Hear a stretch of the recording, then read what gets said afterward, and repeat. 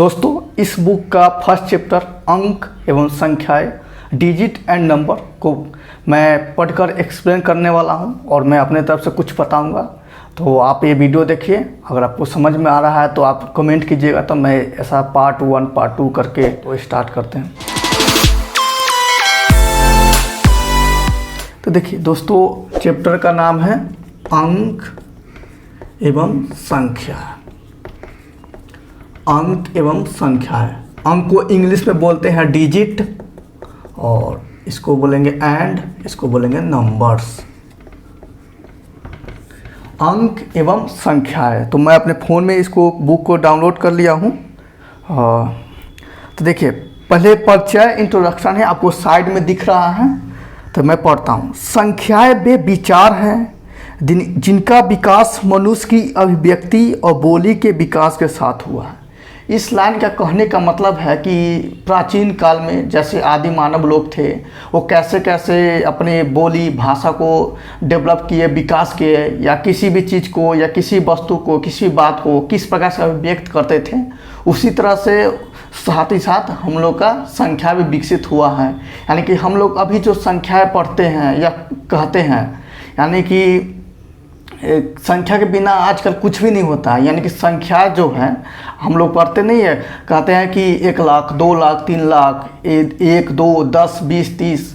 यानी कि आप ये देखते हैं 1, 10, 1 लाख, 1 लाख, 20 लाख, इस टाइप से जितने बड़ी बड़ी संख्या देखते हैं उनका भी उसी टाइप से विकास हुआ है।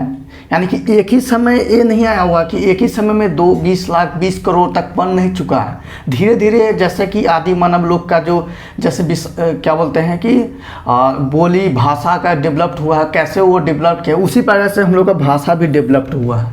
ठीक है, तो हम लोग अभी जो संख्याएँ देखते हैं, बड़ी बड़ी संख्याएँ देखते हैं, तो मूलतः जो जिस चीज़ से बना होता है उसको हम लोग अंक बोलते हैं। यानी कि जो अंक है, अंक को इंग्लिश में डिजिट बोलते हैं। जो बड़ी बड़ी संख्या देखते हैं, नहीं बोलते कि 1 मिलियन, 2 बिलियन, 2 बिलियन, इस टाइप से 3 trillion, billion, trillion, crore, lakh, अरब, संख, महासंख, ये जो संख्या देखते हैं तो वो क्या चीज़ से बना हुआ है? अंक से बना हुआ है, अंक डिजिट से बना हुआ है। ठीक है, और मेनली ये जो संख्याएं हैं वो मूलतः 10 डिजिट से बना हुआ है, यानी कि 10 अंक से बना हुआ है। 10 अंक कौन कौन है तो मैं आपको दिखा रहा हूँ। ये ऐसे वाटर प्रूफ क्या बोलते हैं, चलिए। तो ये 0, 1, 2, 3, 4, 5, 6, 7, 8 और 9, ये जो 10 अंक देख रहे हैं, इसी से हमारी सारी जितनी भी संख्याएं हैं, लाख करोड़ पढ़ते हैं या लिखा रहता है ड्राफ्ट में कहीं पे भी, तो इसी 10 अंकों से हमारा संख्याएं बना हुआ है। यानी कि 0, 1, 2, 3, 4, 5, 6, 7, 8, 9, 10, 9, इतना ही अंक से बना हुआ है। यानी कि कोई भी संख्या देखिएगा तो यही अंक रहेगा। इसी को आगे पीछे करके, यानी कि मैं इससे बना सकता हूँ जैसे कि 7, 6, 5, 4, 3, किसी भी अंक को आगे पीछे करके बहुत सारी संख्या बनाया हुआ है, या इसी अंक में से किसी को बार बार रिपीट करके बनाया हुआ है। जैसे कि इस टाइप से ये भी संख्याएं बना हुआ है, या ये सिंगल भी रहेगा तो हम लोग इसको संख्या ही पढ़ते हैं। लेकिन ये 1 अंक का संख्या है, ये 4 अंक का संख्या है, ये 5 अंक का संख्या है। तो जितना भी संख्या है वो इसी अंकों का इस्तेमाल करके बनाया गया है, इसी अंक को रिपीट करके बनाया गया है, आगे पीछे अच्छे ढंग से अरेंज करके। ठीक है दोस्तों, तो फिर मैं आगे पढ़ रहा हूँ क्या चीज़ है। और इसमें संख्या को किस प्रकार से पढ़ते हैं वो लिखा हुआ है। यानी कि संख्याओं को हम लोग इकाई, दहाई, सैकड़ा, हजार, 10,000, लाख, 10 लाख, करोड़, 10 करोड़, अरब, 10 अरब, खरब, 10 खरब, और खरब के बाद क्या आता है? नील, 10 नील, और क्या चीज़ है? पदम, 10 पदम, संख, 10 संख, महासंख। इस टाइप से हम लोग हिंदी में संख्या पढ़ते हैं। और इंग्लिश में पढ़ते हैं क्या बोलते हैं? 1 यूनिट, 10th, 100 और 10 100, उसके बाद क्या बोलेंगे? लाख, 10 लाख, करोड़, 10 करोड़, और बाकी ऐसी चेंजिंग करते जाते हैं। और अंग्रेजी पढ़ती में, यानी कि दूसरे देश में जिस प्रकार संख्या पढ़ा जाता है, यानी कि उसमें मिलियन, ट्रिलियन, बिलियन ये सब होता है। तो 1 मिलियन बराबर होता है 10 की पावर 6, 10 की पावर 6 को हम लोग क्या बोलेंगे? 1 मिलियन बोलेंगे। यानी कि 10 लाख बराबर होता है 1 मिलियन। 10 लाख बराबर होता है 1 मिलियन। और क्या चीज़ है 10 के पावर 9, यानी कि 10 के पावर 9 को हम लोग 1 अरब बोलेंगे। 10 लाख बराबर होगा 1 मिलियन और 1 अरब को हम लोग 1 बिलियन बोलेंगे। यानी कि दूसरे देश में बोला जाता है, दूसरे देश से पैसा आता है तो वो मिलियन, बिलियन, ट्रिलियन, डॉलर में आएगा। तो 10 लाख बराबर 1 मिलियन, 1 मिलियन यानी कि कोई चीज़ होगा तो वो 10 लाख के बराबर है और 1 बिलियन 1 अरब के बराबर है, यानी कि 10 के पावर 9 के बराबर है। इसी प्रकार से 1 ट्रिलियन है, जो 1 ट्रिलियन है, ट्रिलियन को शॉर्ट में क्या लिखते हैं, टी लिख देता हूँ मैं। और ये 10 के पावर 12 के बराबर यानी कि 1 खरब के बराबर है, यानी कि 1 खरब बराबर हो जाएगा 1 ट्रिलियन। तो ये तो दूसरे देश का है। और आगे इसमें क्या लिखा हुआ है, इसमें अंकों के बारे में कुछ महत्वपूर्ण जानकारी दिया हुआ है, आपको इस साइड में दिख रहा होगा। तो मैं एक एक करके मैं इसको बताता हूँ। तो सबसे पहले 0 दिया हुआ है, यानी कि 0, इसको इंग्लिश में 0 लिखते हैं और हिंदी में शून्य लिखते हैं। तो इसके बारे में कुछ फैक्ट दिया हुआ है, तो मैं आपको बताते जा रहा हूँ। देखिए 0 है, 0 तो एक अंक है। 0 ऐसे अकेले रहेगा तो इसको कोई वैल्यू नहीं होगा। और मतलब कि 0 ऐसे लिखे रहेंगे तो इसका मतलब कुछ नहीं होता है।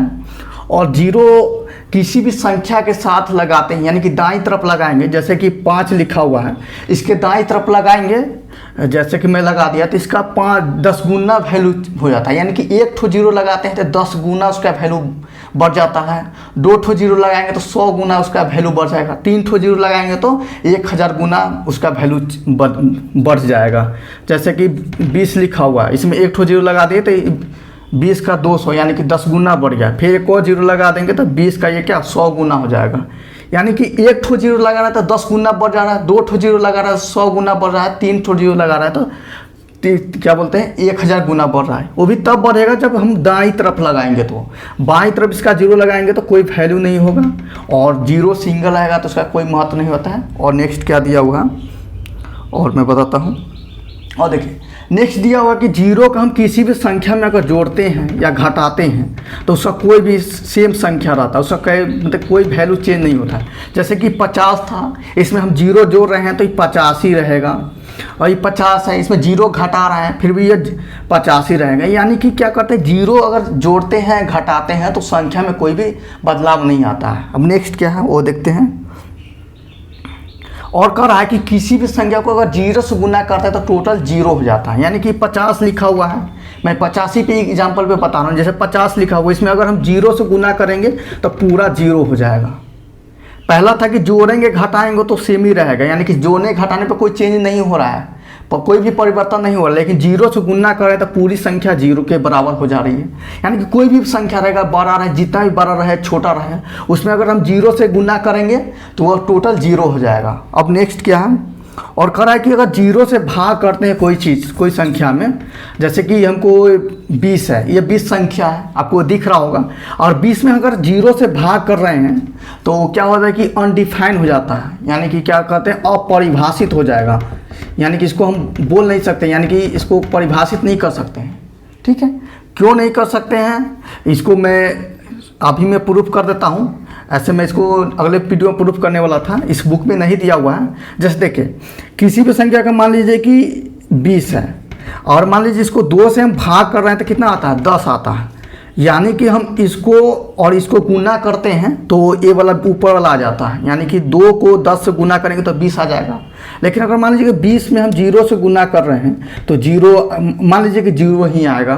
तो देखिए या कोई भी संख्या है तो देखिए 0 में 0 से गुना कर रहे थे, यहाँ पे तो 0 में 0 से गुना कर रहे थे, ये संख्या कहाँ आ रहा है 0 आ जा रहा है। और मान लीजिए कि इसमें यहाँ पे हम 20 ही रख देते हैं तो 20 में 0 करेंगे तो 0 ही आ रहा है।